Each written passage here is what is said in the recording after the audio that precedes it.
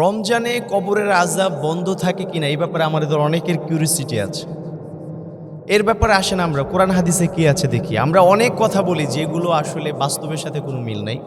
এগুলো কে বা কারা এগুলো আমাদেরকে শিখিয়েছেন, আমাদের ভিতরে প্রচলিত হয়ে গেছে, এটাও আমরা সঠিকভাবে বলতে পারি না।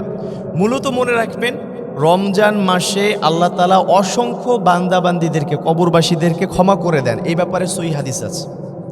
কিন্তু রমজানে মৃত্যুবরণ করলে তার কবরে আযাব হবে না, অথবা রমজানে কোনো কবরে আযাব হয় না, এই মর্মে কোনো সহিহ হাদিস বা কোনো বর্ণনা পাওয়া যায় না।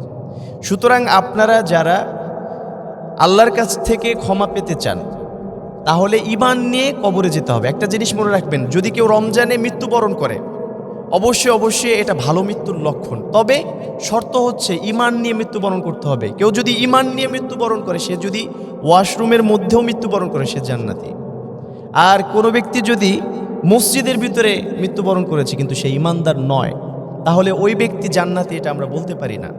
সুতরাং এই দিকে খেয়াল রাখতে হবে যে আমি আমার ঈমানকে ঠিক রাখতে পারলাম কিনা, সেটা রমজান হোক, রমজানের বাইরে হোক, ইনশাআল্লাহ আল্লাহ তাআলা মাফ করবেন, আশা করা যায়।